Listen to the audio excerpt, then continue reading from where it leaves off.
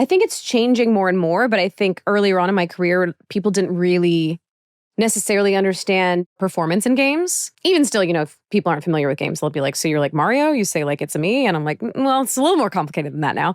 Especially earlier on in my career, it wasn't as ubiquitous. I feel like people didn't have that understanding of games. And now people go to games for as complex of storytelling as they do for television or movies. And so especially some of the characters I've played have had to carry a lot of like heavy narrative weight. Right. And when you start doing that, going into like Chloe in Life is Strange or Aloy in Horizon, there was a certain amount of, there's a sense of responsibility that I had of like, okay, this really, like, especially for Aloy, she's the lead of a franchise. So there's this feeling of, and back when I was recording it, there weren't a lot of female leads in games. No.